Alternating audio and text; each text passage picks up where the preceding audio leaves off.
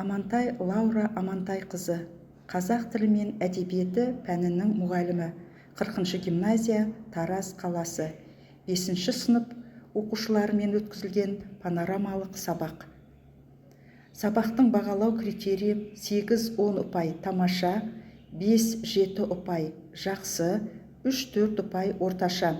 Сабақта жұптық жұмыс жүргізіледі.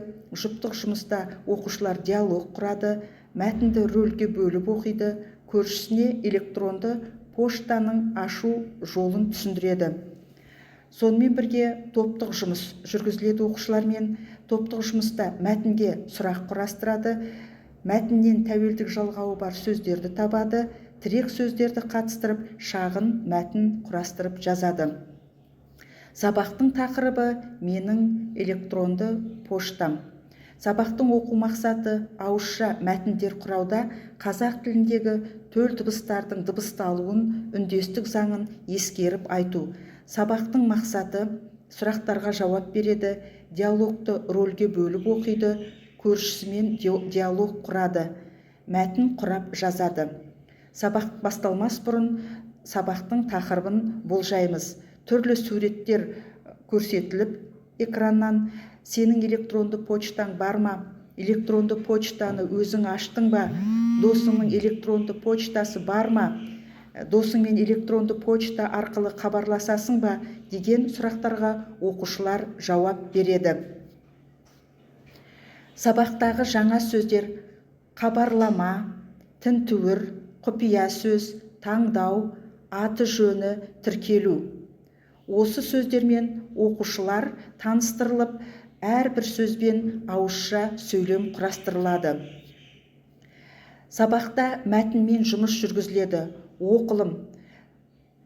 Оқулықтағы 3-ші тапсырма 71-ші бет. 3-ші тапсырма бойынша оқушылар диалогты рөлге бөліп оқиды. Мәтін бойынша топтық жұмыс жүргізіледі. 1-ші топ сұрақтарға жауап береді. 2-ші топ электронды поштаны ашу ретін дұрыс көрсетеді. 3-ші топ мәтіндегі қою әріппен жазылған сөздерге сұрақ қойып, сөйлем құрастырады. 1-ші топ диалог кімдердің арасында, кімнің электронды почтасы бар, Әлбек кімге электронды почта ашуға көмектесті, электронды почта ашу үшін не істеу керек деген сұрақтарға жауап береді. 2-ші топ серверді таңдау, терезені ашу, ашылған терезеге аты жөніңді, логиніңді жазу, құпия сөз қосу, соңғы терезеге телефон номерін жазу, тіркелу деген сөзді тінтуірмен басу деген сөз тіркестерін, сөйлемдерді ретімен орналастырады. 3-ші топ электронды поштаң, серверді, құпия сөз, соңғы терезе, хабарлама сөздеріне сұрақ қояды және осы сөздермен сөйлем құрастырады. Жазылым бойынша 71-ші беттегі 6-ші тапсырманы оқушылар орындайды. Электронды пошта ашу үшін сауалнаманы толтырады. Сонымен бірге оқушыларға кім жылдам ойыны өткізіледі. Оқушыларды сергіту мақсатында мұғалім электронды поштаға салынатын смайликтерді көрсетеді. Оқушылар мағынасын айтады. Оқушыларға, яғни түрлі смайликтер көрсетіліп, оқушылар оның мағынасын айту керек. Өз бетінше жұмыста сауалнаманы оқушылар толтырады. Яғни бұл сауалнамада аты, тегі, туған жылы, айы, күні, жынысы, қаласы, электронды почтаның аты, құпия сөз, ұялы телефонның номері, құпия сұрақ жауабы, қосымша почта, осы сауалнамаларды оқушылар толтырады. Келесі жұмыс айтылым.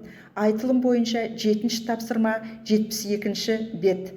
72-ші беттегі 7-ші тапсырма орындалады. Жағдаят бойынша оқушыларға мынандай тапсырма беріледі. Досың электронды пошта ашуға көмектесуіңді өтінді. Мәтінге сүйеніп, оған электронды пошта ашудың жолын түсіндір. Осы жағдаят бойынша оқушылар досына, өзінің көршісіне немесе сыныпқа электронды поштаның ашу жолын түсіндіреді. Сабақты Сабақты қорытындылай келіп, оқушыларға үй тапсырмасы түсіндіріледі. Яғни үй тапсырмасы 72-ші бет 8-ші тапсырма. Сөйлемдегі көп нүктенің орнына ілік септігінің жалғауларын қойып жазу тапсырылады. Сабақты қорытындылай отырып, балалардың сабағын бағалай отырып, мұғалім кері байланыс жүргізеді. Яғни оқушылардан бүгінгі сабақтың қалай өткендігін, сабақты ұнады ма, ұнамады ма, соны кері байланыс арқылы, яғни оқушыларға бас бармағын көрсету арқылы бүгінгі сабақты бағалауды сұранады. Яғни кері байланыс бас бармақ арқылы жүргізіледі. Сабақты тамашалағандарыңызға, назарларыңызға рахмет.